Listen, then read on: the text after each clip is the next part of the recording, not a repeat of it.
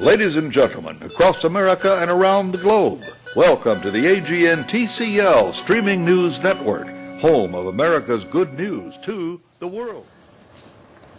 Good morning, good afternoon, good evening, good night. Wherever in the world you happen to be, I'm Austin Miles. And I'm Angela Baxter, and here's today's news.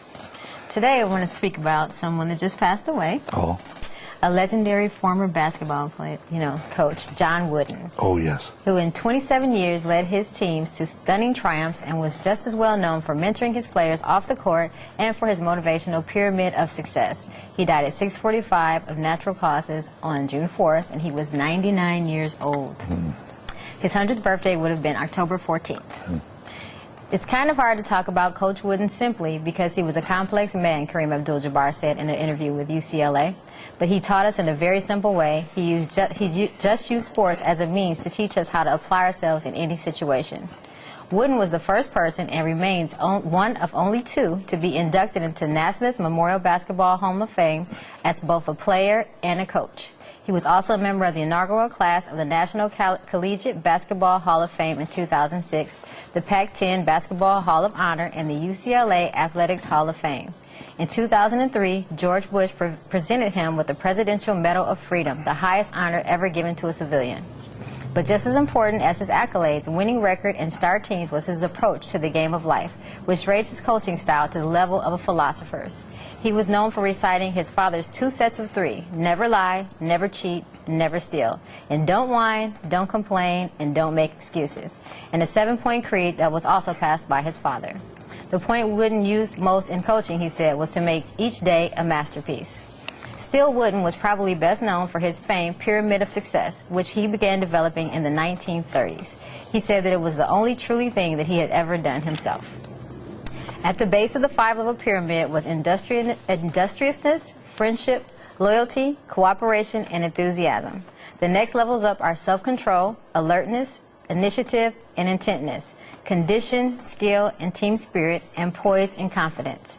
At the pinnacle is competitive greatness, which he defined as performing at one's best ability when one is best required, which he said was each day. Success is a peace of mind, which is a direct result of self-satisfaction in knowing you made the effort to become the best of which you are capable, he once said in explaining his pyramid. He also promoted his 12 lessons in leadership, including lesson 11, which is don't look at the scoreboard. But while Wooden was high-minded in his approach to coaching, he also was practical. He famously began each session with a coaching session on dressing properly that included showing his players how to put on their shoes and socks the right way. This is a game played on your feet, he said. If you get blisters, you can't play the game. Abdul-Jabbar said Wooden didn't expect just for more from his players than he did from himself. But then again, that was quite a lot.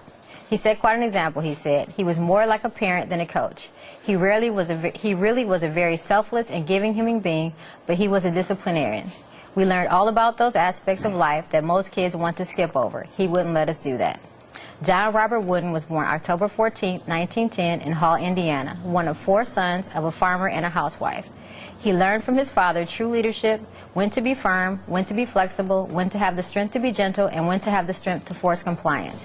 His mother weighed Wooden and his brothers their first basketball by tying together old rags and black cotton stockings. Well, and I like that philosophy he has. Don't look at the scoreboard.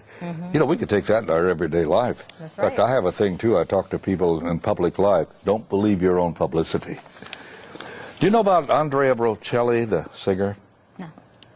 You mean the opera singer? Yes. Yes. Yeah, okay. Let me check in the audience. I'm sure some of you. How many of you out there know who he is? And just raise your hands. Wow, quite a few of you out there. I know my wife Shirley is a big fan of his. Well, in a YouTube video titled Andrea Bocelli Tells a Little Story About Abortion. That's the latest thing that's out right now. The singer sits at a piano and tells his audience a story about a young pregnant wife hospitalized for a simple attack of appendicitis. The doctors had to apply some ice on her stomach, and when the treatments ended, the doctor suggested that she abort the child. They told her it was the best solution anyway because the baby would be born with some disabilities. But the young brave wife decided not to abort, and the child was born, he continued. That woman was my mother, and I was that child. Maybe I'm a partisan, but I can say that it was really the right choice. He said he hoped the story would encourage many mothers in difficult situations, but who want to save the life of their baby. Bocelli has congenital glaucoma and lost his vision completely at the age of 12 after getting hit in the head during a soccer game. Wow. You never know. And what else have you got for us? That's pretty good. So it is but good. He can see now, though, right? No, he cannot. He has been blind all his life. Really? He has been blind all his life, and the Lord really enabled this talent of singing without, just a natural singing voice. And he is an international sensation. Yeah, I didn't know he was blind. Yes, he is. Okay. That's good to know, and it was encouraging. Yes, it's very encouraging. I'd like to share 2 things from John C. Wooden that he found very valuable in his life's journey. For Wooden, life was more than basketball. There were deeper lessons that he learned from practicing as a youngster in Morgan County. At the heart of this was his desire and honor the simple lessons of hard work, integrity, perseverance, determination, and learning from others that his father Joshua had taught them.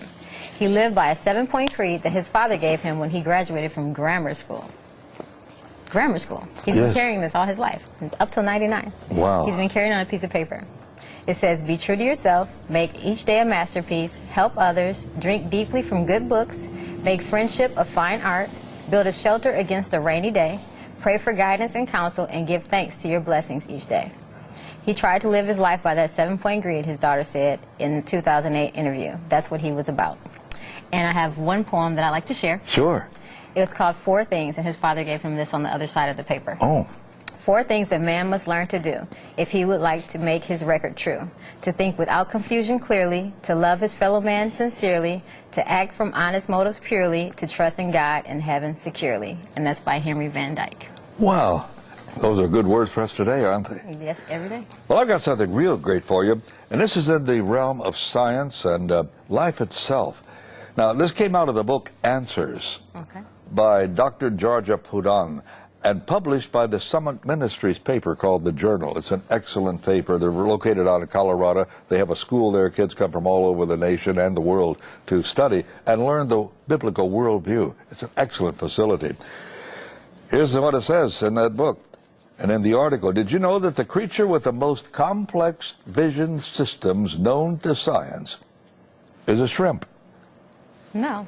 Really? Instead of combining 3 colors, in other words, 3 colors, to combine those to see all the variety of the visible spectrum as human eyes do, the mantis shrimp combines 12 colors, and its eye includes polarizing filters that work far more effectively than any filters that humans have so far been able to produce. Polarization may help the shrimp find a mate, communicate without attracting the attention of predators, or see more clearly to catch its own prey. This amazing vision system has inspired researchers to find new ways to improve DVD players, that's your secular world, and today's man-made electronic devices are impressive.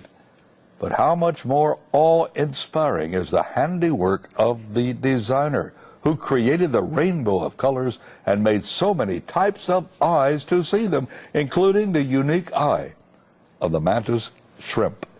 And all of this came together from an extemporaneous Big Bang? I don't think so. I'm Austin Miles. And I'm Angela Baxter. God bless. And may all your prayers be answered. Amen.